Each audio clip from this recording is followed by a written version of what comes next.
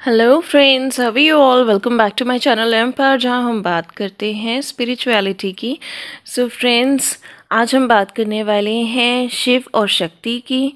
ये टॉपिक आज मैंने क्यों सिलेक्ट किया, क्योंकि बहुत सारे मेल्स मेरे पास आ रहे थे। ऐसे बहुत सारे लोग थे जो ये जानना चाहते थे कि ट्विन फ्लेम्स और स्टार सीड्स कौन होते हैं।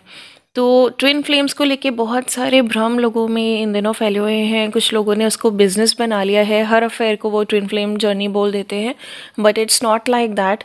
वो पूरी जर्नी बिल्कुल तपस्या की जर्नी होती है, और हर एक नॉर्मल जो कपल होता है वो ट्विन फ्लेम कपल नहीं होता, और हर एक जर्नी ट्विन फ्लेम जर्नी नहीं होती है। तो ये जो क्लैरिटी है ये मैं देना चाहती थी। जो स्टार सीड्स होते हैं वो तो ह्यूमन फॉर्म में दुनिया में आते ही इसलिए हैं क्योंकि उन्हें दुनिया में कुछ इन्वेंट करना होता है, न्यू एरा की सेटअप में उन्हें हेल्प करनी होती है, कुछ न्यू एवोल्यूशन लाना होता है, और फिर फाइनली वो स्पिरिचुअली एनलाइटेंड होकर गॉड में ही मर्ज हो जाते हैं। तो उनकी लाइफ जो होती है वो पूरी तरह से शिव के अकॉर्डिंग या शक्ति के अकॉर्डिंग चलती है। और जो ट्विन फ्लेम्स होते हैं उनमें तो तब तक जो मैस्कुलिन पार्टनर है और फेमिनिन पार्टनर है उनकी यूनियन हो ही नहीं सकती अनटिल एंड अनलेस उनका जो मैस्कुलिन साइड है और फेमिनिन साइड है वो बैलेंस्ड हो कम्प्लीटली। तो उन्हें अपने आप के बेस्ट वर्जन में आना पड़ता है, दोनों पार्टनर्स को अपनी हायर कॉन्शियसनेस में आना पड़ता है, और तब उनका रीयूनियन होता है और उनकी पूरी लाइफ शिव और शक्ति के अकॉर्डिंग ही चलती है। ट्विन फ्लेम्स को शिव और शक्ति का अंश कहा जाता है। वैसे तो हम सभी भगवान के ही बच्चे हैं, गॉड के ही बच्चे हैं, डिवाइन के ही बच्चे हैं, बट ट्विन फ्लेम्स जो होता है उनकी लाइफ स्पेसिफिकली पूरी तरह से जिस तरह से शिव और शक्ति की लाइफ जर्नी चली थी बिल्कुल उसी तरह से ट्विन फ्लेम्स की भी लाइफ जर्नी चलती है। लेकिन सिर्फ स्टार सीड्स और ट्विन फ्लेम्स ही क्यों, हम सब भगवान के बच्चे हैं और हम सब के लिए ही बहुत ही इम्पॉर्टेंट है शिव और शक्ति को जानना, उनकी एनर्जीज़ को जानना। अगर हम लाइफ के सही मायने जानना चाहते हैं तो, अगर हम लाइफ को सही मायने में जीना चाहते हैं तो, और अगर हम एनर्जी साइकिल को समझना चाहते हैं तो वीडियो के फर्स्ट पार्ट में हम बात करेंगे शिव तत्व की, सेकंड पार्ट में हम बात करेंगे शक्ति की, और थर्ड पार्ट में हम बात करेंगे twin flames and star seeds की। So let's start with understanding Shiva. Shiv 3 states में व्याप्त हैं। फर्स्ट इज़ सगुन। सगुन मतलब जो हर जगह प्रेजेंट है, हर जगह व्याप्त है, यानी कि पूरी धरती के कण कण में, पूरे यूनिवर्स के हर एटम में, पूरे कॉस्मॉस के हर कण कण में, हर एटम में, हर सेल में शिव का वास है। वो सर्वव्यापी है, वो हर जगह प्रेजेंट है। बिल्कुल इसी तरीके से हम जो ह्यूमन बीइंग्स हैं इस मटेरियल वर्ल्ड में, इस 3D वर्ल्ड में, हमें यहाँ पर अपने सर्वाइवल के लिए बहुत सारे मटेरियल एस्पेक्ट्स गेन करने की ज़रूरत पड़ती है। हम काम करते हैं अपने और अपनी फैमिली की नीड्स को फुलफ़िल करने के लिए, यहाँ पे सरवाइव करने के लिए, और बहुत इम्पॉर्टेंट है क्योंकि ये हमारी रिस्पॉन्सिबिलिटी है। यही हमें काम दिया गया है कि इस दुनिया में रहकर हम इसको सीखें इसके बारे में। But it's also very important कि हम वर्ल्डली एस्पेक्ट्स के बारे में भी काम करें, अपनी क्रिएटिविटी से सबके लिए कुछ कर सकें और अपना प्रेजेंस जो है वो हर जगह शो कर सकें। सेकेंड स्टेट है निर्गुण, विच इज़ एनर्जी। तो जो शिव है वो एनर्जेटिकली सर्वव्यापी हैं, बट पर्टिकुलरली शिव जी की कोई भी इमेज जो है रियलिटी में किसी ने नहीं देखी। सिर्फ जो उनकी पर्सनालिटी के सिम्बॉलिक्स हैं उन्हीं को असेंबल करके एक इमेज उनके बारे में फॉर्म की गई है जो हम सभी जानते हैं, जिसको हम सभी देखते हैं। तो ये जो है ये रिप्रेजेंट करता है कि बिल्कुल इसी तरीके से जो ह्यूमन बीइंग्स हैं उनको भी भूलना नहीं चाहिए कि वो भी सिर्फ एनर्जीज़ हैं, सिर्फ एक सोल हैं, और वो जो भी हैं उनके आसपास भी जो कुछ भी है सब एनर्जी है। और ये बात उनको हमेशा याद रखनी चाहिए, और हर दूसरे पर्सन को in the form of soul अगर वो देखेंगे तो उन्हें किसी से कोई रिसेंटमेंट्स नहीं रह जाएंगी, क्योंकि हर सोल अपनी एक जर्नी करके आ रही है और उसी के बेसिस पे उनकी जो धारणाएं हैं, उनके बिलीफ सिस्टम्स हैं, उनका बिहेवियर है, उनका थॉट प्रोसेस है, वो सब चलता है। थर्ड स्टेट जो है वो है सगुन प्लस निर्गुण, यानी कि जो फिज़िकल फॉर्म में प्रेजेंट नहीं है बट एनर्जेटिकली वो हर जगह व्याप्त है। पूरे यूनिवर्स में, पूरे कॉस्मॉस में इन द फॉर्म ऑफ एनर्जी। तो शिव इसमें यही रिप्रेजेंट करते हैं कि जो ह्यूमन बीइंग्स होते हैं, हमें भी अपना मटेरियल एस्पेक्ट जो दिया गया है इस दुनिया में वो सब एंजॉय करना चाहिए, लाइफ को अच्छे से जीना चाहिए, सब कुछ करना चाहिए अपने सर्वाइवल के लिए, अपनी फैमिली की नीड्स फुलफ़िल करने के लिए। बट हमें ये नहीं भूलना चाहिए कि हम सब एक सोल हैं और अपने कर्मास फुलफ़िल के बाद थोड़ा सा डिटैच हो जाना बहुत इम्पॉर्टेंट होता है। डिटैचमेंट का मतलब ये नहीं होता कि आप अपनों की केयर नहीं करेंगे, उनको प्यार नहीं करेंगे, उनकी ज़रूरतों का ध्यान नहीं रखेंगे, बल्कि डिटैचमेंट का मतलब ये होता है कि एक बार आपने अपना कर्मा कम्प्लीटली कर दिया, अपना बेस्ट दे दिया किसी काम में, अपने फैमिली को, अपने लोगों को, या अपने किसी भी एस्पेक्ट को, उसके बाद आप गॉड को सरेंडर कर दीजिए। हर समय आपका जो स्टेट ऑफ माइंड है वो ऐसा नहीं होना चाहिए कि आपने अपना बेस्ट दे दिया, उसके बाद भी आप उसे कंट्रोल करने में लगे हुए हैं, उसके बाद भी आपको चिंता ही खाई जा रही है, ये चीज़ ऐसे नहीं हो रही है जैसे मैंने चाहा था, वो चीज़ वैसे नहीं हुई जैसे मैंने एक्सपेक्ट किया है, तो क्या होगा।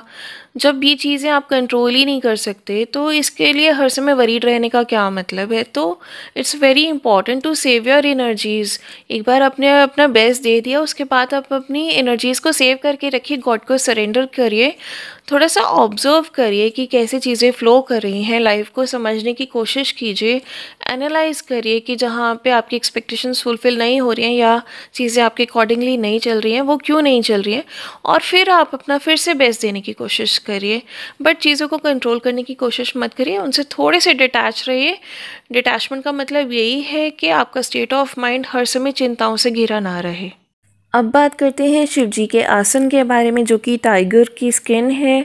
ये सिंबलाइज़ करता है उनकी ग्राउंडेडनेस को। उनको पता है कि जब वो धरती पर हैं तो उनकी बेसिक नीड्स जो हैं वो फुलफ़िल होंगी ही होंगी जब वो उसके लिए एफर्ट करेंगे। तो उनको पता है कि हर चीज़ जो है वो एनर्जी है, तो इसके लिए कोई ईगो भी नहीं है उनको। और ये भी बहुत इम्पॉर्टेंट है कि वो ग्राउंडेड रहें, क्योंकि हर चीज़ यहाँ पे नष्ट हो जाने वाली है। तो इसके लिए ना तो अहंकार और ना ही जो डर है वो किसी काम आने वाला है। तो जो टाइगर होता है वो लस्ट के सिंबल के रूप में भी जाना जाता है। तो जो शिव जी का आसन है, टाइगर की स्किन, वो ये भी सिंबलाइज़ करता है कि शिव जी जो हैं उन्होंने लस्ट को कॉन्क्यर किया था, लस्ट से जीते थे। और हर ह्यूमन बीइंग में ये स्ट्रेंथ होती है कि वो अपनी लस्ट से जीत कर अपनी एनर्जीज़ को सही डायरेक्शन में सही तरीके से फोकस करके यूज़ करे। शिव जी की बात हो और स्नेक्स का जिक्र ना हो, ऐसा तो पॉसिबल ही नहीं। और ये इम्पॉर्टेंट भी है क्योंकि जो स्नेक्स हैं ये हमें बहुत ही ज़रूरी बातें सिखाते हैं। जो कॉइल्ड स्नेक्स होते हैं वो रिप्रेजेंट करते हैं कुंडलिनी, जो कि तब जागृत होती है जब हमारे सभी चक्रास हील और बैलेंस हो जाते हैं। जो 3 कॉइल्स होती हैं शिव जी के गले में स्नेक्स की, वो रिप्रेजेंट करती हैं पास्ट, प्रेजेंट एंड फ्यूचर, जो कि भगवान के हाथ में है, उनका कंट्रोल भगवान के हाथ में है। बट हमारे हाथ में इतना ज़रूर है कि हम उन्हें हील करें और बैलेंस करें, ताकि हमारा जो लाइफ फोर्स एनर्जी सिस्टम है वो प्रॉपरली चलता रहे, हमारा माइंड, बॉडी और सोल अच्छे से अलाइंड रहे और हमारी जनरेशन्स भी हील्ड हो सकें। चक्रास हीलिंग की हेल्प से हमारा पास्ट हील हो सकता है और इसकी हेल्प से हम अपने प्रेजेंट पर फोकस कर सकते हैं और एक अच्छा फ्यूचर क्रिएट कर सकते हैं। इसके अलावा जो कुंडलिनी होती है वो स्पाइरल स्टेयरकेस की तरह लगती है, जैसे जो राउंड सीढ़ियाँ होती हैं ना, बहुत सारे बिल्डिंग्स में ऐसा दिखाते हैं, वो कुंडलिनी बिल्कुल उसी की तरह होती है। और एक्चुअली लाइफ बिल्कुल ऐसी ही है, स्पाइरल, घूम घूम कर बार बार पास्ट की कितनी ही बातें, कितने ही इंसिडेंसेस हमारे सामने आते हैं या हमें याद आते हैं और हमें इफ़ेक्ट करते हैं। इन सब से ऊपर उठकर जब तक हम अपने प्रेजेंट को और अपना जो भी करंट सिचुएशन है उसको पीसफुल नहीं बना लेते और फ्यूचर के लिए एक स्ट्रॉन्ग बेस नहीं क्रिएट कर लेते, अच्छे फ्यूचर के लिए कोई पर्पस लेकर नहीं चलते, तो लाइफ में और लाइफ के बाद भी ये जो स्पाइरल स्टेयरकेस जो है ये चलता रहता है, गोल गोल घूमता रहता है और हम बार बार इसी समय चक्र में घूमते रहते हैं जब तक कि हम अपने अंदर ही एक समुद्र मंथन नहीं कर लेते, अपने पॉजिटिव और नेगेटिव ट्रेड्स में डिफ्रेंशिएट नहीं कर लेते और अपने आप पर वर्क करके खुद को हील नहीं कर लेते, अपनी सोच और समझ और कर्मों का आत्ममंथन नहीं कर लेते, पॉजिटिविटी का अमृत नहीं अचीव कर लेते, तब तक हम एनलाइटेंड सोल्स यानी कि जागृत आत्मा नहीं बन सकते। और तब तक हमें इसी समय चक्र में घूमना पड़ता है, बिल्कुल इसी स्पाइरल स्टेयरकेस की तरह। और बार बार ये इंसिडेंसेस, ये वुंड्स, ये पास्ट लाइफ के जो हर्ट्स हैं, पेन्स हैं, ये बार बार हमारे पास आते रहते हैं, हम अपनी याद लाते रहते हैं बर्थ आफ्टर बर्थ। तो इनको हील करना बहुत ही इम्पॉर्टेंट है। इसके अलावा जो स्नेक हम शिव जी के शोल्डर पर, कंधे पर देखते हैं, वो रिप्रेजेंट करता है ईगो पर शिव जी की जीत, क्योंकि जो स्नेक होता है वो ईगो को सिंबलाइज करता है। ईगो जो होता है वो अहंकार नहीं बल्कि डर का एक प्रतीक होता है, डर का ही एक रूप होता है। क्योंकि हमें हर वक्त ये जैसे शिव जी के शोल्डर पर बैठा हुआ दिखता है, ऐसे ये हमारे शोल्डर पर भी बैठा रहता है और ये बार बार हमारे कान में एक आवाज़ लगाता रहता है, हमारे माइंड में एक बात ड्रॉप करता रहता है कि अगर चीज़ें वैसे नहीं हुई जैसे हमने एक्सपेक्ट की हैं तो क्या होगा। और इसी डर से हम बहुत सारी चीज़ें नहीं करते या सही तरीके से नहीं करते, बहुत सारे सही काम हमें करने से ये जो ईगो है रोक देती है।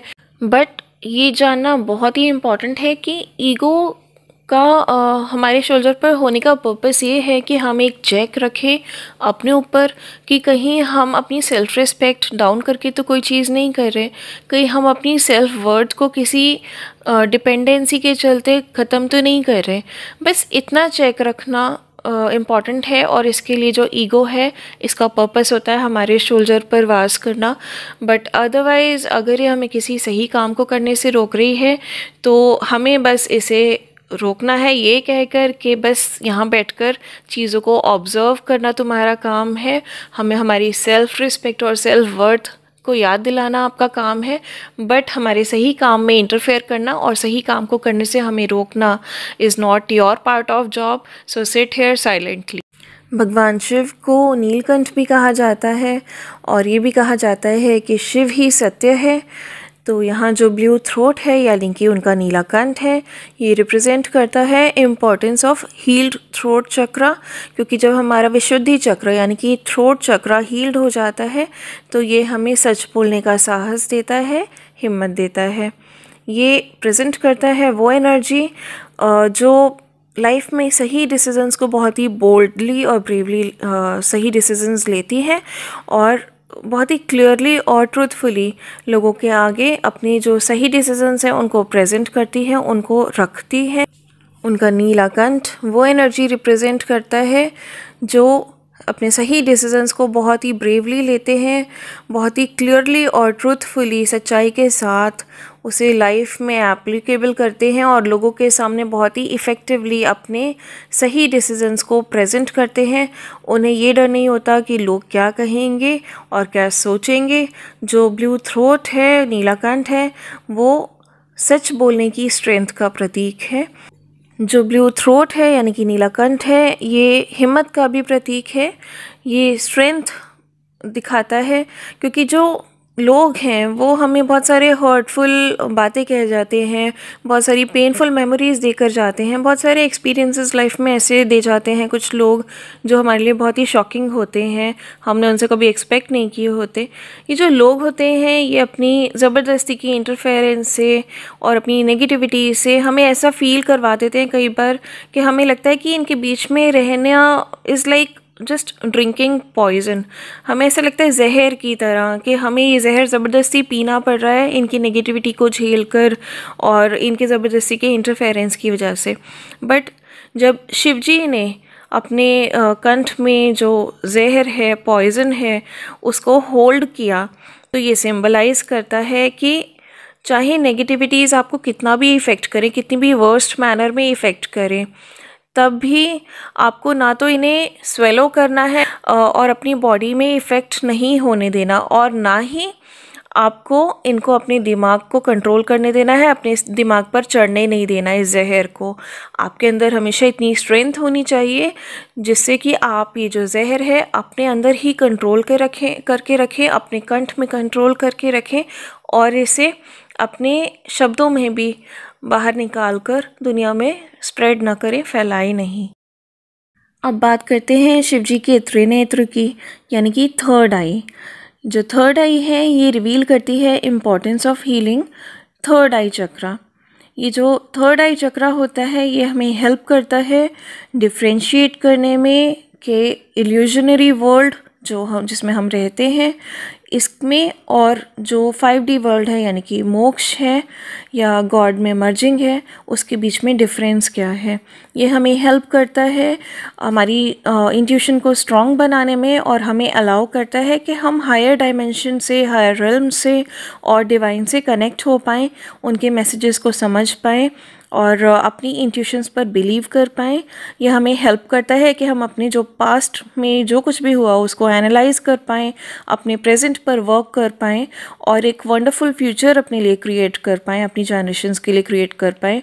जब जो थर्ड आई है ये ओपन होती है तो हम क्लेयरवॉयंट हो जाते हैं। क्लेयरवॉयंस होता है कि यानी हमें एनर्जीज समझ आने लगती हैं, हम दूरदर्शी हो जाते हैं, हमें समझ आने लगता है कि जिस तरीके से एनर्जीज फ्लो कर रही हैं आगे आने वाले टाइम में चीज़ें किस तरीके से प्लेस होंगी। और जब हमें इससे रिलेटेड कोई भी हम क्वेश्चन डिवाइन से करते हैं या एंजल से करते हैं तो उसके जो आंसर्स होते हैं वो भी हमें किसी न किसी फॉर्म में दिखने लगते हैं, इन the form of some picture और in the form of some message, और किसी भी तरीके से वो जो जवाब है हमें दिखाई देने लगता है। और जो थर्ड आई होती है ये जब ओपन होती है तो हम ऑराज को भी ऑब्जर्व करने लगते हैं। बहुत सारे लोगों जो होते हैं वो ऑराज को देखने लगते हैं खुली आंखों से, और इसके बाद ही हम जो स्पिरिट्स हैं और एंजल्स हैं इनसे कम्युनिकेट कर पाते हैं और out of the body experiences gain कर पाते हैं, क्योंकि 3D वर्ल्ड में इस ह्यूमन फॉर्म में रहते हुए ये सब एक्सपीरियंसेस लेना ऑलमोस्ट इम्पॉसिबल होता है अनटिल एंड अनलेस हमारा थर्ड आई जो है वो ओपन है। और थर्ड आई ओपन करने के लिए इम्पॉर्टेंट होता है कि हम इसको हील करें और बैलेंस करें। और जब हम अपने थर्ड आई चक्रा को हील कर लेते हैं और बैलेंस कर लेते हैं तो फिर हम लाइफ को एक बड़े नज़रिए से, एक बड़े पर्सपेक्टिव से देख पाते हैं, एक ब्रॉड विजन से देख पाते हैं और हमें मोस्टली हमारे सभी क्वेश्चंस के आंसर्स डिवाइन के थ्रू डायरेक्टली मिल जाते हैं। थर्ड आई चक्रा जब हम हील करते हैं इट रिप्रेजेंट्स एन एनर्जी के अब हम इतने स्ट्रेंथ में हैं, हमारा विजन इतना ब्रॉड है, हमारा पर्सपेक्टिव इतना बड़ा है कि हम अपनी इंटेलिजेंस से बिहेव करेंगे इसके आगे, not as per hour memories कि भाई पास्ट में ऐसा हुआ था तो आज भी हमारे साथ ऐसा होगा, कल भी हमारे साथ ऐसा हो सकता है। तब हम इन सब चीज़ों से डील नहीं करते, इन सब बेसिस पर हम अपना काम नहीं करते। हम अपना काम करते हैं कि सही क्या है और इंटेलिजेंटली हम अपना हर काम करते हैं बेस्ड ऑन आवर इंटेलिजेंस के कब किस वक्त क्या चीज़ किस तरीके से करना इज़ इंटेलिजेंस, जिससे कि सभी का बेनिफिट हो। वो जो क्षमता आती है वो थर्ड आई चक्रा को हील करने से, बैलेंस करने से आती है। अब बात करते हैं भगवान शिव द्वारा धारण की गई मुंडमाला की। तो ये जो मुंडमाला होती है ये दो चीज़ें रिप्रेजेंट करती हैं। फर्स्ट ये है कि ये रिप्रेजेंट करती है कि फ़िज़िकल डेथ जो है वो इनएविटेबल है, उसे कोई टाल नहीं सकता, पर जो आत्मा है वो कभी नहीं मरती, आत्मा सदैव अमर रहती है। सेकंड जो ये रिप्रेजेंट करता है कि जो भी थॉट्स हैं, हमारी सोच है, हमारे पैटर्न्स हैं, हमारे इमोशंस की क्वालिटी है, हमारी नॉलेज है, हमारे कर्मास हैं, और ये सभी चीज़ें जो भी हम लाइफ में परसीव करते हैं ये कहीं वेस्ट नहीं जाती, ये सारी ट्रांसफ़र होती हैं फ्रॉम बर्थ टू बर्थ। और हमारे सभी लाइफ टाइम्स में ये जो चीज़ें हम लाइफ में सीखते हैं ये ट्रांसफ़र होती रहती हैं, ये मेमोरीज़ ट्रांसफ़र होती रहती हैं। जितने भी रिकॉर्ड्स हैं ये सभी हमारे डीएनए में स्टोर्ड रहते हैं। बहुत बार हम छोटे बच्चों को देखते हैं जो अपना टैलेंट शोकेस कर रहे होते हैं कहीं, और उनकी इंटेलिजेंस को देखकर हम बहुत ही अमेज्ड हो जाते हैं, इंस्पायर्ड हो जाते हैं कि भाई इतना छोटा बच्चा है, इतनी कम एज में ये कैसे इतना ट्रेंड है, कैसे इतना अच्छा डांस कर रहा है, या इतना अच्छा गा रहा है, इतना अच्छा एक्ट कर रहा है, या कैसे ये इतना क्रिएटिव है, इतना अच्छा स्केच ये कैसे बना लेता है, इतना स्पिरिचुअल कैसे है, इतनी नॉलेज इसको कैसे है, या इतना अच्छा ये स्पीच कैसे देता है, और भी बहुत सारी क्रिएटिविटीज़। और हम बस ये सोचते हैं कि कैसे इस बच्चे में ही इतना, लाइक वी से it's a God gift, but God gift होने के अलावा ये दिस इज़ ड्यू टू जो भी हमारा पास्ट लाइफ की नॉलेज है और हार्ड वर्क है, इसकी वजह से ये उस बच्चे में आया है ट्रांसफ़र होके, जो उन्होंने पहले मेहनत करी है। हाउएवर ऐसा भी होता है कि ड्यू टू आवर कर्मास कई बार हमारा लाइफ स्पैन एंड अप हो जाता है और हम स्ट्रगल्स ही करते रह जाते हैं। हमारी मेहनत के लिए हमें रिवॉर्ड्स नहीं मिलते, बट ये रिवॉर्ड हमें नेक्स्ट लाइफ में मिलते हैं। बहुत थोड़ी सी मेहनत करने पर ही हमें ये रिवॉर्ड मिल जाते हैं। और इसलिए कहते हैं कि कोई भी सीखी हुई चीज़ कभी भी वेस्ट नहीं जाती, कोई भी स्किल आपकी कभी वेस्ट नहीं जाती।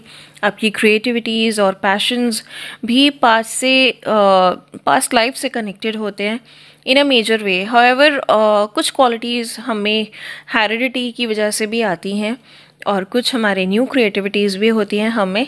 कई बार हम देखते हैं कि किसी पर्सन को बहुत ही जल्दी लाइफ में सक्सेस मिल गया, उसको बहुत कम स्ट्रगल करनी पड़ी, या कभी कभी ऐसा होता है कि कोई बेबी बहुत ही रॉयल फैमिली या बहुत ही रिच फैमिली में बॉर्न होता है, और हम लोग सिंपली कह देते हैं कि देखो कितना सिक्योर्ड लक लेकर आया है, इसको कोई प्रॉब्लम नहीं होने वाली है लाइफ टाइम तक, उसकी जनरेशन्स को भी दिक्कत नहीं होने वाली है।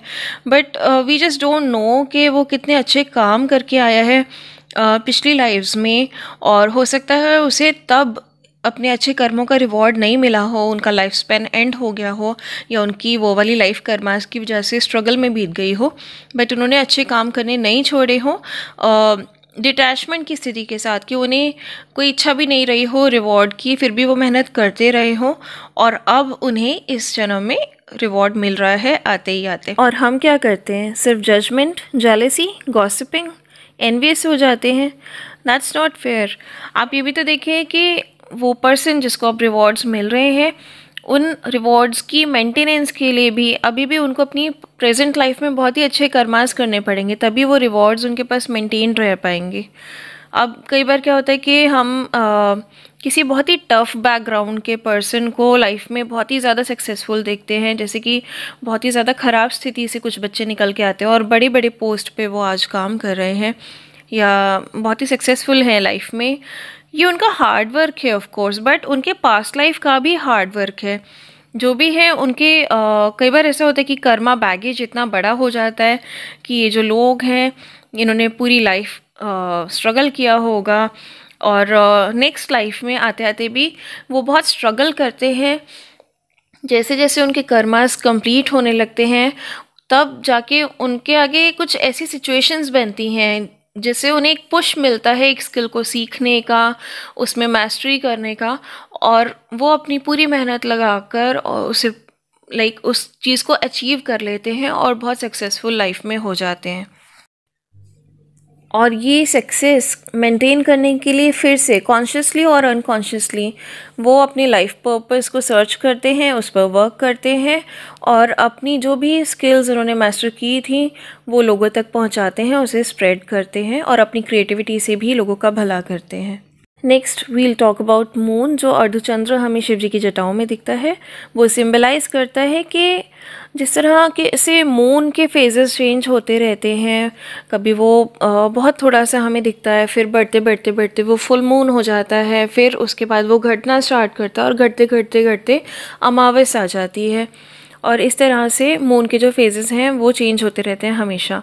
तो ये जो मून है ये सिंबलाइज करता है कि लाइफ का हर दिन सेम नहीं होता, ups and downs, highs and lows life में हमेशा कंटिन्यू ही रहेंगे।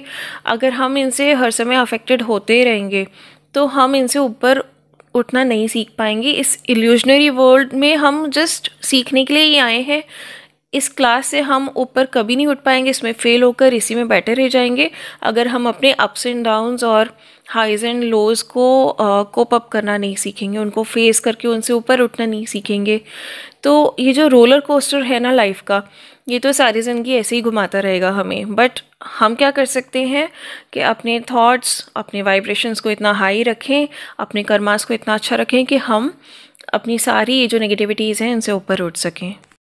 एक और चीज़ जो मून रिप्रेजेंट करता है इस बिंदु चक्र, जिसके बारे में बहुत सारे लोग नहीं जानते हैं। इनफैक्ट मैंने भी अपने चक्रास हीलिंग सीरीज़ में इसको इंक्लूड नहीं किया था, क्योंकि प्रीडोमिनेंटली 7 चक्रास ही हैं जो लोग हील करना चाहते हैं। But this is also very important chakra, इसकी भी हीलिंग बहुत ही इंपॉर्टेंट होती है। और अब जब मैं बात कर रही हूँ महादेव की, तो I feel that I am suppose to spread knowledge about this too. तो मैं अब इस चीज़ के बारे में आपको बता रही हूँ। जो बिंदु चक्र होता है वो सिम्बलाइज्ड होता है एक हाफ मून अर्धचंद्र, और उसके ऊपर एक डॉट या वॉइड या पॉइंट या बिंदु आप उसको कह सकते हैं। और ये जो लोकेटेड होता है, ये इसकी लोकेशन है अपने हमारे थर्ड आई के बैक साइड में, at the back of our head. और ये जो चक्र है ये गॉड के साथ, डिवाइन के साथ हमारी मर्जिंग को अलाउ करता है। इसका मंत्र होता है ओम शिवोहम। तो जब हम बोलते हैं शिवोहम, दैट मीन्स कि हम ही शिव हैं, और इसी के साथ हम डिवाइन में, शिव में मर्ज हो जाते हैं। ये कैसे होता है? ये ऐसे होता है कि नॉर्मली हम लोगों की बातों को दिल पर लेते हैं, और जो हमारे पास्ट लाइफ के वोन्स होते हैं, हर्ट्स होते हैं, पेन्स होते हैं, ख़राब एक्सपीरियंसेस होते हैं, उनको अपने दिल दिमाग में भर लेते हैं। बट जब हमारी सोल जो है वो शिव तत्व में मर्ज हो जाती है, उनमें मिल जाती है, तो ये नेगेटिविटीज़ हम पर काम नहीं करती, क्योंकि तब हम शिव जैसे हो जाते हैं, जो है भी और नहीं भी, जो एनर्जेटिकली प्रेजेंट है लेकिन फिज़िकली वो विजिबल नहीं है। और हमारे साथ क्या होता है कि हम फिज़िकली प्रेजेंट हैं लेकिन हमारी सोल पर ऐसी नेगेटिविटीज़ का कोई असर नहीं है। हमारी सोल इन चीज़ों के लिए प्रेजेंट नहीं है, हमारी सोल सिर्फ अपने शिव के लिए, अपने डिवाइन के लिए प्रेजेंट है। तो ये जो है सारी नेगेटिविटीज़, सारे हर्ट, सारी वुंड, सारे पेन्स जब हमारे पास आते हैं तो आर पार चले जाते हैं, इनका हम पर कोई असर नहीं होता। और दैट symbolizes कि हम ही शिव हैं, and that is the purpose of this mantra Om Shivoham. हम ही शिव हैं। ये मंत्रा इसीलिए बनाया गया ताकि हम नेगेटिविटीज से बचे रहें और गॉड को सरेंडर करें। बिंदु चक्र का फंक्शन क्या होता है हमारी बॉडी में? ये गॉड के साथ तो हमारी मर्जिंग कराता ही है, अलाउ करता ही है, बट ये जो हमारी बॉडी में अमृत होता है उसको डायरेक्ट करता है। हमारी बॉडी में अमृत अवेलेबल होता है ऑलरेडी बिंदु चक्र के एरिया में, और इसमें से एक एक ड्रॉप हमारी बॉडी में हर वक्त गिरती रहती है। रूट चक्र पे आके ये ड्रॉपलेट डिमिनिश हो जाती है, ख़त्म हो जाती है, और ये लाइफ टाइम ये सिलसिला चलता रहता है, ये प्रोसेस चलता रहता है। और जिस टाइम ये अमृत हमारी बॉडी में फिनिश हो जाता है, then we are not alive. वहाँ पे हमारी सांसें ख़त्म हो जाती हैं इन अ नेचुरल वे, जिसे हम नेचुरल डेथ बोलते हैं। जब हम इसे हील कर लेते हैं, इसे बैलेंस कर लेते हैं, तो ये जो अमृत की ड्रॉपलेट्स हमारे थ्रोट के पीछे पीछे गिरती रहती हैं फ्रॉम बिंदु चक्र टू रूट चक्र, इसका हम टेस्ट ऑब्जर्व कर सकते हैं और इसका प्लेजर हम ले सकते हैं। होता क्या है कि जो योगीज़ होते हैं और साधुज़ होते हैं वो कुछ यौगिक मुद्राज भी ऐसी डेवलप करते हैं, जैसे कि खेचरी मुद्रा होती है इसमें, जिसमें कि टंग को इतना बड़ा कर लेते हैं वो लोग, थोड़ा स्ट्रेच कर करके ऑन डेली बेसिस, कि जो टंग होती है उसकी लेंथ बढ़ जाती है। और जो ये साधुज वगैरह होते हैं ये टंग को अपने थ्रोट के अंदर ही अंदर इस तरह से फोल्ड करते हैं कि वो जो अमृत है वो होल्ड हो जाए, वो रूट चक्र तक गिर के डिमिनिश ना हो, ख़त्म ना हो। और इस तरीके से ये अपने अमृत को सेव करते हैं, और जब जब इनको ज़रूरत होती है तब तब ये उसका टेस्ट ले सकते हैं और इसको ग्रहण करते हैं। और दिस इज़ द रीज़न कि ये सालों साल बिना कुछ खाए पिए भी बहुत सारे साधु सन्यासी सालों साल जीवित रहते हैं, और बिना किसी डिस्टरबेंस के उनकी योग साधना चलती रहती है। नेक्स्ट हम बात करते हैं हाफ ओपन आइज़। जब शिव जी अपने ध्यान अवस्था में होते हैं तो उनकी आइज़ हाफ ओपन होती हैं, ऊपर की तरफ वो देख रहे होते हैं। एंड दिस रिप्रेजेंट्स शांभवी मुद्रा। शांभवी मुद्रा वो मुद्रा है जिससे कि हमारी थर्ड आई ओपनिंग फैसिलिटेट होती है। हमें बहुत हेल्प मिलती है शांभवी मुद्रा से अपनी थर्ड आई ओपन करने में और पीनियल ग्लैंड को एक्टिवेट करने में। और ये जो है थर्ड आई जैसे ही ओपन होती है तो एज आई टोल्ड यू कि हम कनेक्ट कर पाते हैं हायर रेल्म से, हायर डायमेंशन से। और ये जो ध्यान अवस्था है ये शो करता है इम्पॉर्टेंस कि मेडिटेशन कितना ज़रूरी है और हायर डायमेंशन से कनेक्ट होना कितना इम्पॉर्टेंट है अगर हमें लाइफ में आगे बढ़ना है और सक्सेस गेन करना है। हायर डायमेंशन से कनेक्ट होना इसलिए भी इम्पॉर्टेंट है ताकि हम समझ सकें कि हमें लाइफ में कैसे चलना है। ये जो क्रिएशन है ये तो एटर्नल साइक्लिक प्रोसेस है। ये क्रिएशन और ये एंडिंग्स ये सब होना है, इसका कोई अंत नहीं है ना कोई शुरुआत है। ये साइकिल चलती ही रहेगी। लेकिन हमें अपनी जो ये लाइफ मिली है इसमें कैसे चीज़ें सीखनी है, कैसे लाइफ में आगे बढ़ना है, कैसे सक्सेस भी गेन करना है, कैसे फैमिली भी खुश रखनी है, कैसे अपना मटेरियलिस्टिक एस्पेक्ट भी अचीव करना है, कैसे अपने आप को डिटैच भी करना है और कैसे गॉड में मर्ज भी हो जाना है। ये जो है प्रोसेस ये बिल्कुल स्मूथली चलता रहे, इसके लिए बहुत इम्पॉर्टेंट है कि हम मेडिटेशन करें और हायर रेल्म से, हायर डायमेंशन से कनेक्ट हो सकें ताकि हमें उनकी गाइडेंस मिल सके। अब बात करते हैं शिव जी की जटाओं की। तो जटा जो है वो रिप्रेजेंट करती है फ्लो ऑफ लाइफ, यानी कि हमें लाइफ के फ्लो में ही बहना होगा और हम कभी भी लाइफ को कंट्रोल नहीं कर सकते, ये डिवाइन के हाथ में ही है। और प्लस जो शिव जी हैं वो उन्हें वायु तत्व भी कहा जाता है, जो कि हवा के फॉर्म में, वायु के फॉर्म में, एयर के फॉर्म में हर जगह प्रेजेंट रहते हैं, सर्वव्याप्त हैं और हम सब लिविंग बीइंग्स उन्हीं में सांस लेते हैं, उन्हीं में जीवित रहते हैं और उन्हीं में मिल जाते हैं। नेक्स्ट इज़ गंगा जी इन शिवास जटा। तो शिव जी की जटा में जो हम गंगा जी को देखते हैं वो हम सब जानते हैं कि गंगा जी बहुत ही सेक्रेड रिवर हैं इंडिया की और हम उन्हें माँ की तरह पूजते हैं। बट ये हम नहीं जानते कि जो वाटर है वो रिप्रेजेंट करता है इमोशंस।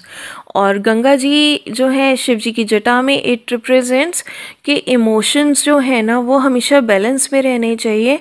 जैसे कि शिव जी की जटाओं में वो बैलेंस स्टेट में है, एकदम से ओवरफ्लो नहीं कर रही हैं और रुकी भी नहीं हुई हैं।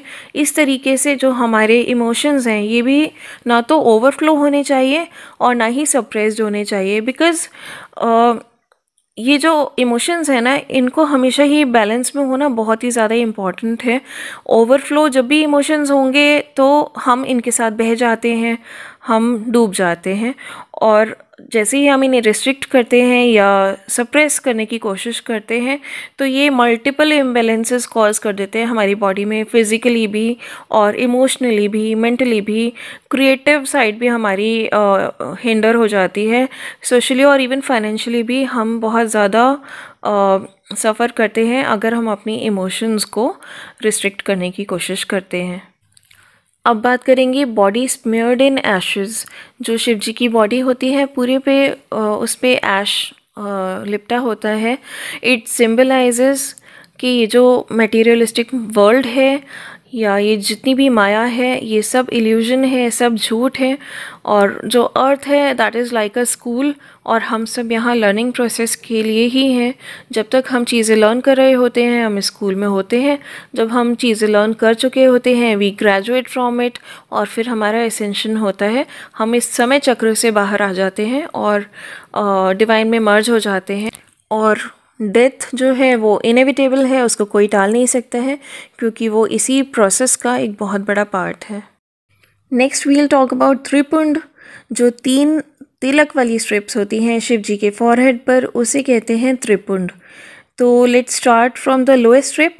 जो लोएस्ट स्ट्रिप होती है उसको कहते हैं तमस गुण, जिसका मतलब है कि जब एक पर्सन लेज़ी होता है, हैवी एनर्जीज़ में होता है, डिस्ट्रक्टिव नेचर वाला होता है और उनमें इम्प्योरिटीज़ होती हैं काफ़ी हद तक, बहुत सारे एस्पेक्ट में वो नेगेटिव भी होते हैं।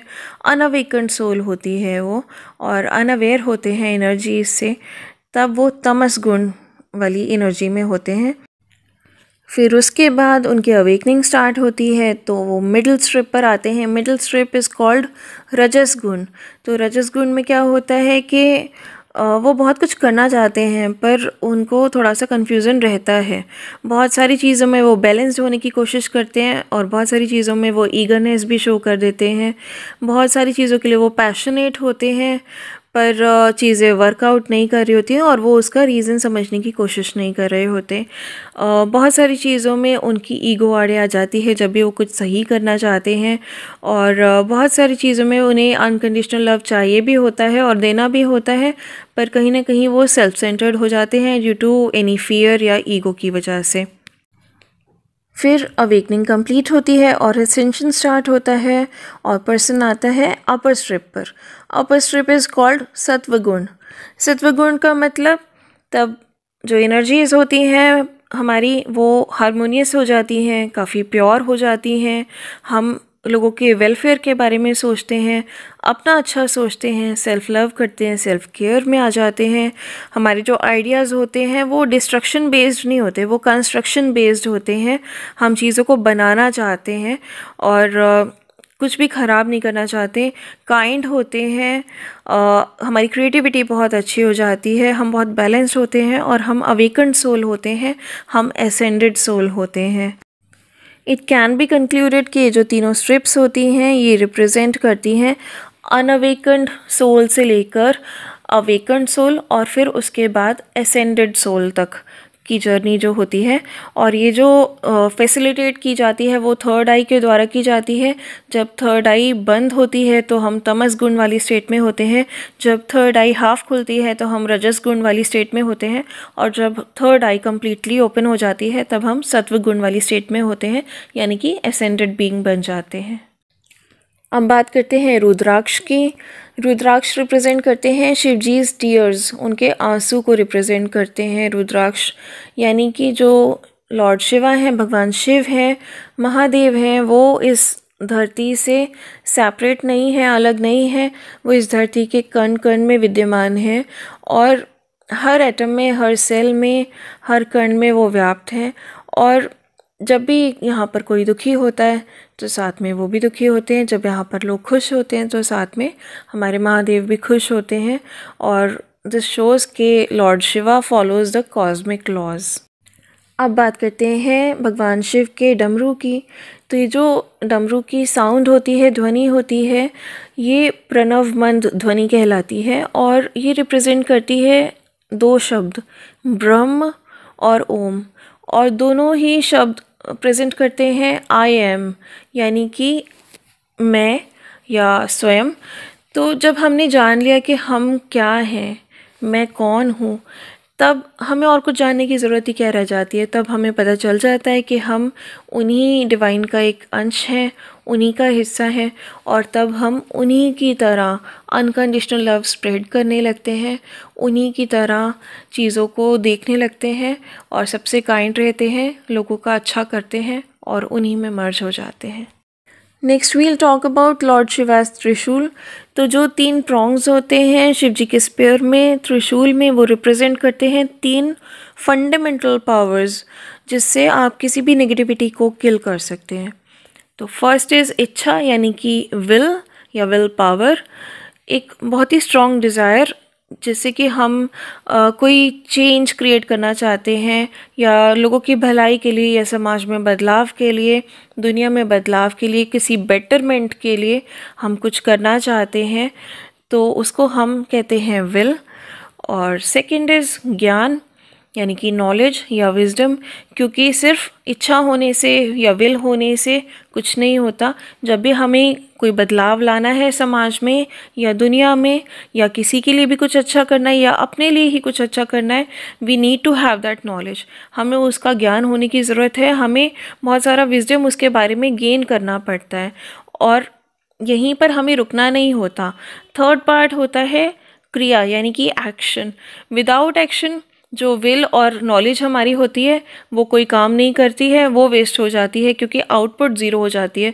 जब भी हमें कोई काम अगर करना है तो उसके लिए एक्शन लेना बहुत इंपॉर्टेंट होता है। अगर हम सिर्फ इच्छा करके या नॉलेज लेके बैठ जाएंगे तो वो ऑब्वियसली वेस्ट हो जाएगी। विदाउट एक्शन उसका आउटपुट कुछ भी नहीं आएगा। और कोई भी जो एक्सक्यूज़ेस होते हैं ना, वो इस मोमेंट पर काम नहीं आते। आपको अपने कंफर्ट जोन से निकल कर रिजल्ट देखने के लिए you have to take action only. तो ये तीनों जो चीज़ें हैं एक दूसरे के बिना पॉसिबल नहीं होती हैं। एंड इन तीनों के समागम से अगर ये तीनों चीज़ें आप कंबाइन कर लें तो you can kill any negativity in the world. Here I will give you my example क्योंकि मेरी इच्छा है कि मैं समाज में एक बदलाव ला सकूं, नेगेटिविटीज़ को हटा सकूं, यहाँ से लोगों के थॉट पैटर्न्स को ठीक कर सकूं, लोगों के बिलीफ सिस्टम्स को चेंज कर सकूं और सोसाइटी की बेटरमेंट के लिए जो कुछ भी है वो कर सकूं। बट मेरी सिर्फ इच्छा से ही काम नहीं चलेगा, इसके लिए मुझे आपको बहुत सारी चीज़ें समझानी पड़ेंगी। उसके लिए I need to gain wisdom, I need to gain knowledge. और मैं आज भी नॉलेज गेन कर रही हूँ, मैंने पहले भी की है और मैं आगे भी करती रहूँगी क्योंकि इतना अथाह ज्ञान है इस यूनिवर्स में कि ये तो लाइफ टाइम मैं गेन भी करूँगी तो भी पूरा नहीं मैं गेन कर सकती। बट जितना भी ज़रूरी है, आई होप जितना भी मेरा लाइफ पर्पस है वो सब मैं आपके लिए कर सकूँगी। और थर्डली, अगर मैं सिर्फ नॉलेज गेन कर लूँ या सिर्फ मेरी विल पावर हो लेकिन मैं इसके बारे में एक्शन नहीं लूँ, जो भी मैं आपको नॉलेज दे रही हूँ वो नहीं दूँ, ये जो वीडियोस बना रही हूँ वो नहीं बनाऊँ, तो फिर आउटपुट क्या है? ज़ीरो। फिर उस ज्ञान का कोई मतलब नहीं है। बिकॉज़ जिस तरह से बॉडी में जब ब्लड फ्लो रुक जाता है तो वो स्टेगनेंट हो जाता है, सड़ जाता है, ब्लॉकेजेस कॉज करता है, बीमारियां कॉज करता है। तो सिमिलरली जब किसी को कोई नॉलेज होती है और वो उसे आगे स्प्रेड नहीं करता ना, तो वो भी स्टेगनेंट हो जाती है और उसका कोई आउटपुट नहीं मिलता हमें, और वो ब्लॉकेजेस ही कॉज करती है, बीमारियां कॉज करती है। बीमारियां इन द सेंस कि सोसाइटी में वो नेगेटिविटीज़ बढ़ती ही रहेंगी जब लोगों को अवेयरनेस नहीं फैलेगी, लोगों को कुछ पता नहीं चलेगा, लोग अवेकन नहीं होंगे। तो ऐसी विल पावर या ऐसी नॉलेज का कोई फ़ायदा नहीं है अगर हम उसके बारे में एक्शन नहीं लेते, क्योंकि आउटपुट उसका फिर हमें कुछ नहीं मिलता। तो जब भी आप ऐसा सोचें कि आपको सोसाइटी के लिए कुछ करना है तो इट्स वेरी इम्पॉर्टेंट कि हम कोई एक्सक्यूज़ ना बनाएं, सिर्फ अपने काम पर फोकस करें, इच्छा को, ज्ञान को और क्रिया को कंबाइन करें, अपनी कंफर्ट जोन से बाहर आएं और तब हमें रिज़ल्ट मिलेंगे। अब बात करते हैं महादेव के कमंडल की। तो लॉर्ड शिवाज कमंडल सिंबलाइजेज अ बोल। इसका मतलब ये है कि जहाँ जहाँ हमें नॉलेज मिले, विजडम मिले, हमें उसे गेन कर लेना चाहिए। जैसे कि नेचर है, नेचर बहुत ही ग्रेट टीचर है। सारा विजडम हमें नेचर से मिलता है, पशु पक्षियों से मिलता है, फिशेस से मिलता है, झरनों से, नदियों से, पहाड़ों से, हर चीज़ से, धरती पे अवेलेबल हर चीज़ से हमें विजडम मिलता है। और जो पूरा एंटायर यूनिवर्स है, पूरा कॉस्मोस है, ये इट्स फुल ऑफ मिस्ट्रीज़। तो इतना अथाह ज्ञान है हमारे लिए कि हम पूरी लाइफ निकल जाए इसे समेटते हुए तब भी हमें पूरा नहीं वो गेन हम उसे कर सकते। लेकिन अपनी सेटिस्फेक्शन के लिए ज़रूर जो नॉलेज हम लेना चाहते हैं वो ज़रूर हमें गेन कर लेनी चाहिए। और हम जिस से जहाँ जहाँ मिले हमें उनकी गुडनेस अमृत के रूप में ग्रहण कर लेनी चाहिए, उनकी पॉजिटिविटी विजडम के रूप में ग्रहण कर लेनी चाहिए, क्योंकि हर सोल में कोई ना कोई अच्छी क्वालिटी होती ही होती है। चाहे उनमें लाख बुराइयाँ हों लेकिन कोई एक अच्छाई आपको हर सोल में ज़रूर मिलेगी। तो चाहे कोई भी वो लिविंग बीइंग हो, प्लांट्स हो, ट्रीज़ हो, एनिमल्स हो, इंसान हो, फिशेज़ हो, बर्ड्स हो, कोई भी हो, कोई भी जो प्राकृतिक चीज़ें हैं उनमें भी आपको विजडम ज़रूर मिलेगा। और अर्थ जो है एज आई सेड स्कूल की तरह है, हम सब यहाँ लर्निंग प्रोसेस के लिए ही हैं और पूरी लाइफ हमें लर्निंग ही करनी है। तो कभी भी जो कमंडल है ना उसको ऐसे फिल्ड मत रखिए कि अब मैंने इतना ज्ञान प्राप्त कर लिया कि अब इसमें एक बूंद भी मैं गेन कर ही नहीं सकता, इसमें अब कुछ भी ज्ञान जा ही नहीं सकता।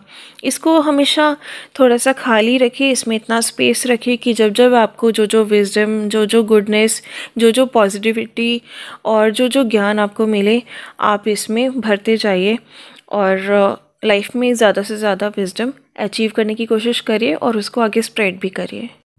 अब बात करते हैं शिव जी के कुंडल्स की।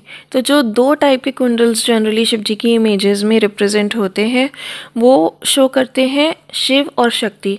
शिव यानी कि मैस्कुलिन पार्ट एनर्जी का और शक्ति यानी कि एनर्जी का फेमिनिन पार्ट।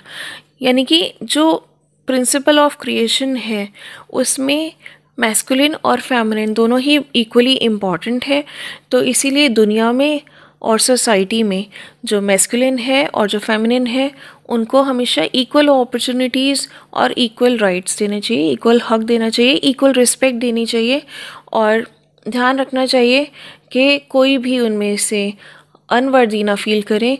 जो मेल है उन्हें भी नर्चरिंग आनी चाहिए और जो फीमेल है उन्हें भी इंडिपेंडेंट होकर फाइनेंस गेन करना आना चाहिए, ताकि टफ़ टाइम्स में दोनों एक दूसरे की मजबूती से हेल्प कर सकें, उन्हें किसी तीसरे पर डिपेंडेंट ना होना पड़े इन केस वो कभी भी टफ़ टाइम्स फेस कर रहे हैं तो।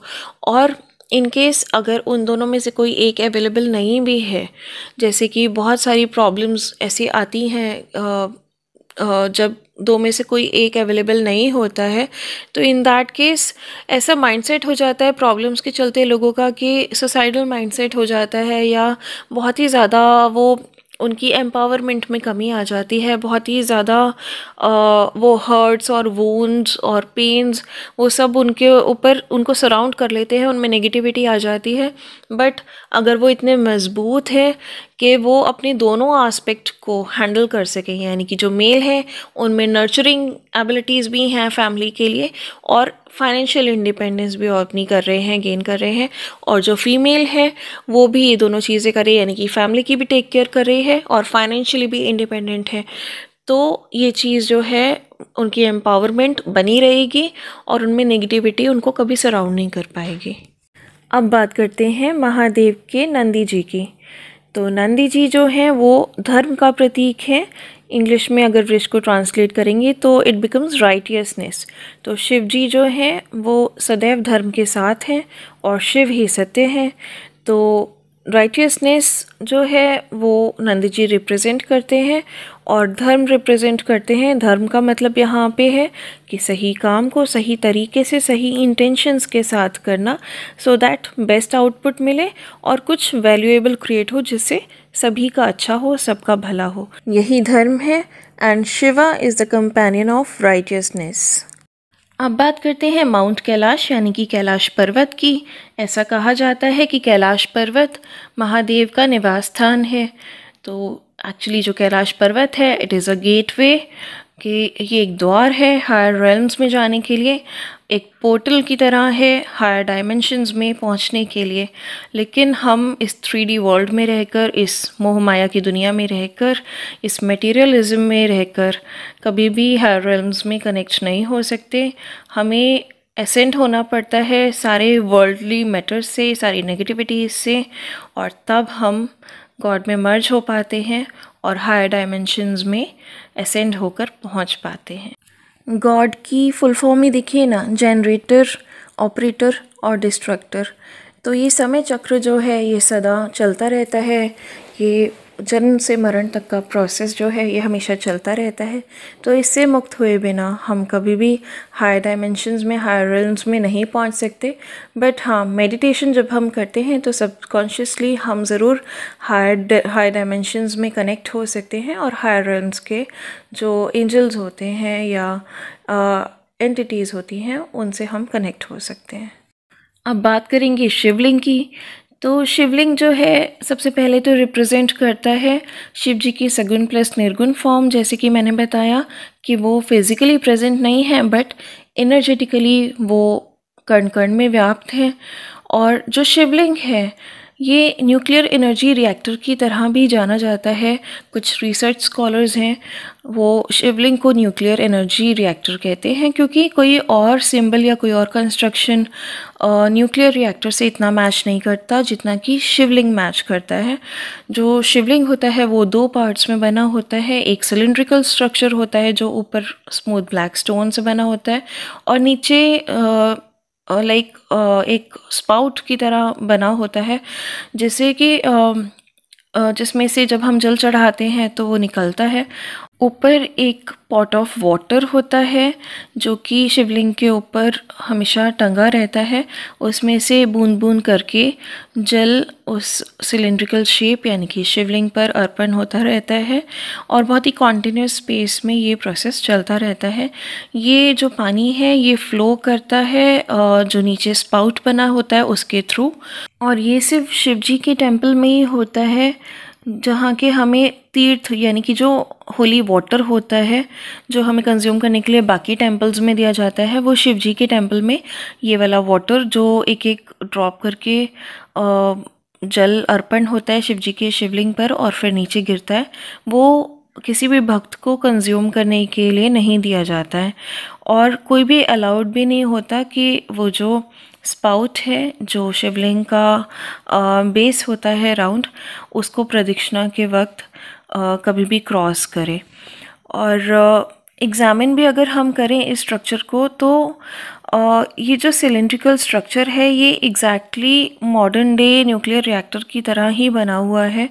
जो पॉट ऑफ वाटर होता है जो ऊपर टंगा होता है वो रिजेंबल करता है कि जो रिएक्टर होता है उसको कूल डाउन होने के लिए, क्योंकि वो एनर्जी जनरेट करता है तो हीट अप हो जाता है, उसको कूल डाउन करने के लिए पानी की ज़रूरत होती है। तो शिवलिंग पर बूंद बूंद करके जो जल है वो अर्पण होता रहता है। और जो नीचे का राउंड शेप का ग्रूव होता है वो भी इसी तरीके से बना होता है कि जब शिवलिंग में एनर्जी ऊपर सिलेंड्रिकल शेप में एनर्जी जनरेशन हुआ, वो हीट अप हुआ, ऊपर से जल गिरा, वो कूल डाउन हो गया।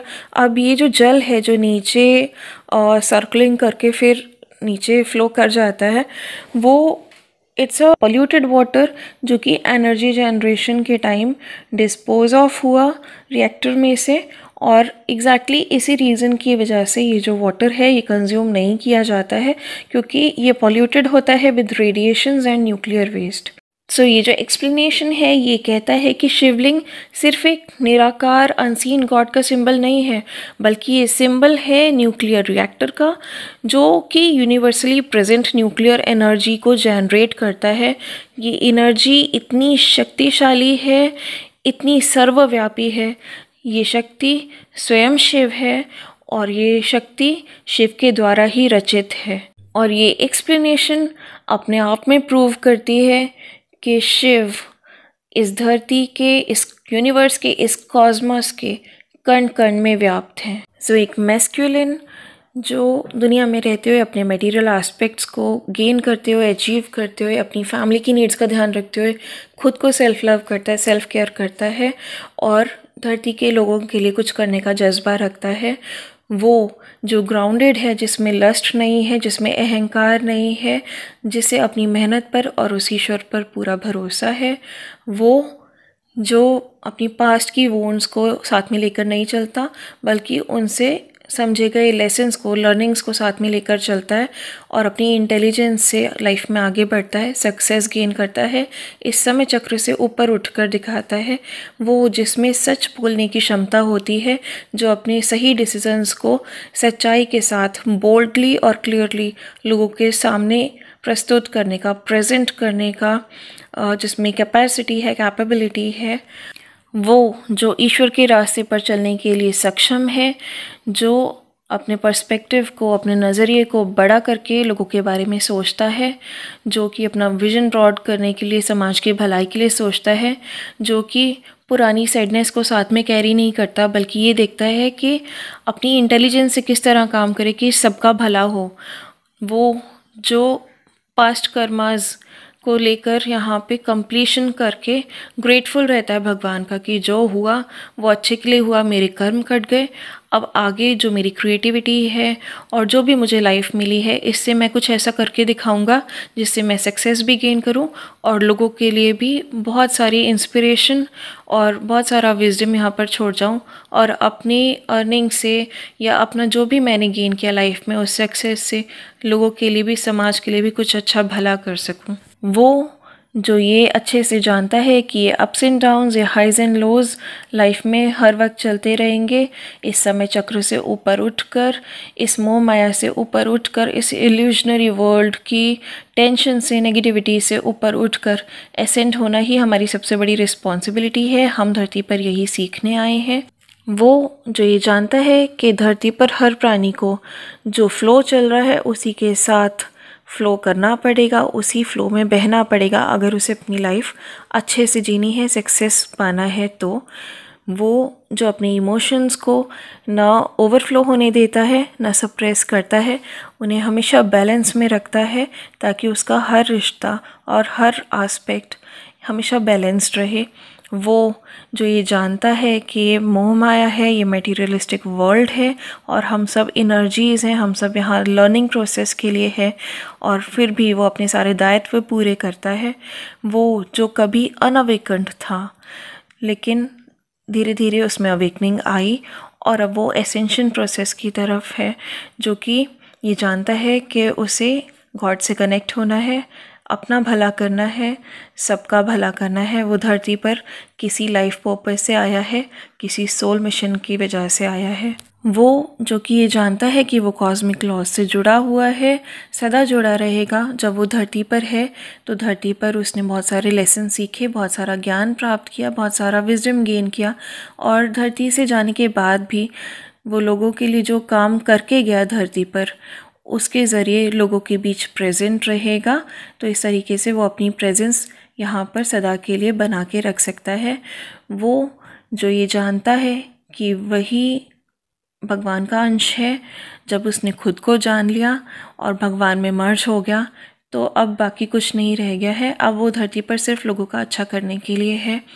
वो जो जानता है कि इच्छा, ज्ञान और क्रिया के कॉम्बिनेशन से ही वो किसी भी नेगेटिविटी को किल कर सकता है, चाहे वो नेगेटिविटी उसकी अपनी लाइफ की हो, चाहे वो नेगेटिविटी समाज में हो, चाहे वो नेगेटिविटी पूरी धरती पर हो।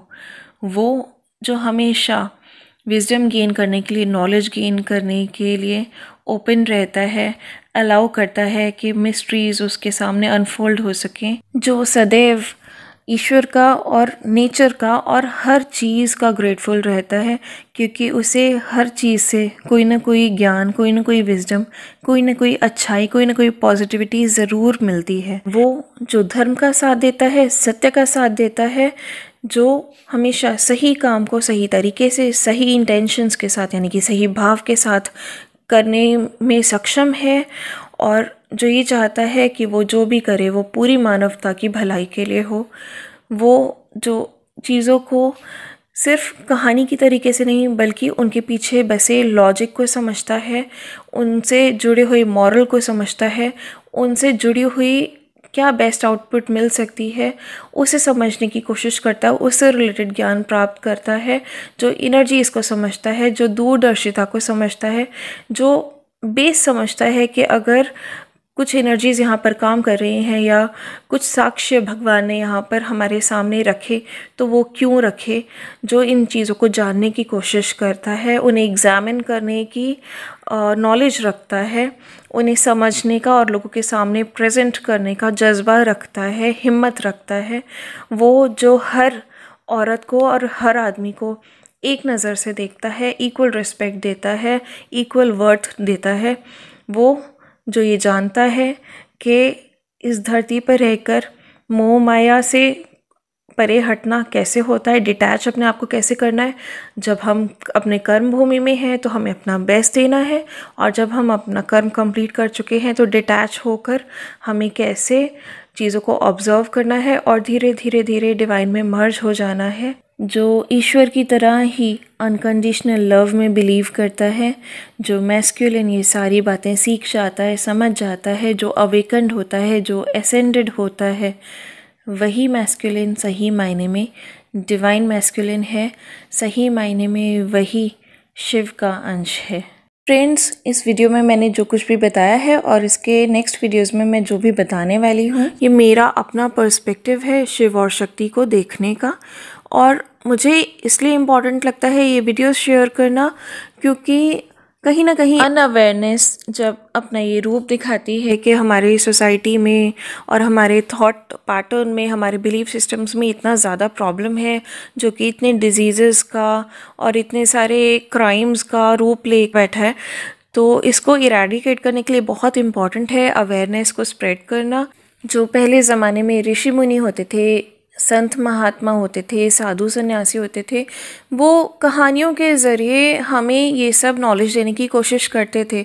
बट क्योंकि उस टाइम हम लोग एजुकेटेड इतने नहीं होते थे, इतने अवेयर नहीं थे हम, तो हम जो हैं वो सिर्फ उन्हीं कहानियों में अटक कर रह गए और हमने जो उसका मॉरल है वो समझा ही नहीं। और आज जब सोसाइटी इतनी ज़्यादा एजुकेटेड है, एडवांस्ड है, इतनी प्रोग्रेसिव है, तब भी आयरनी ये है कि हम आज तक ये नहीं समझ पाए कि वो जो कहानियाँ थी उनके पीछे लॉजिक क्या था, हमें क्या समझाना चाहते थे लोग। जो भी गॉड की जो भी आइडल्स हैं, मूर्तियाँ हैं, मंदिर हैं, साक्ष्य हैं, जितने भी प्रूफ्स हैं, वो तो भगवान ने हमारे सामने लाए ताकि हमें पता लगे कि वो इस धरती पर थे, वो इस धरती पर हैं और रहेंगे। बट वो इस धरती पर क्यों आए थे, वो हमें क्या सिखाना चाहते थे और क्या सिखाना चाहते हैं आज भी, ये हम आज भी जानने की कोशिश नहीं कर रहे। तो basically we all need to be awakened and be aware, ताकि सोसाइटी में जो आज की डेट में प्रॉब्लम्स हैं, पूरे जो भी ह्यूमैनिटी है, पूरी ह्यूमन रेस में जो इश्यूज़ हैं, थॉट पैटर्न्स को लेके, उनके बिलीफ सिस्टम्स को लेके, डिप्रेशन को लेके, जितनी भी क्रोनिक डिजीज़ेस हैं, छोटे छोटे बच्चों को इतनी बड़ी बड़ी बीमारियां हैं, जितना भी ये सोसाइटल जो है माइंडसेट है यूथ का, जितनी भी प्रॉब्लम्स हैं, इनको क्योर किया जा सके, इनका इरेडिकेशन हो सके, इस नेगेटिविटी का इरेडिकेशन हो सके, इसके लिए मुझे इम्पॉर्टेंट लगता है कि मैं ये वीडियोस शेयर करूं, ताकि आप शिव और शक्ति को एनर्जेटिकली भी समझ पाएँ और वो आपको क्या समझाना चाहते थे कहानियों के ज़रिए, मंदिर के ज़रिए, प्रूफ्स के ज़रिए और सारे साक्ष्यों के ज़रिए, वो आज आप समझ पाएँ। Thanks for watching the video. Stay safe, happy, positive and blessed always.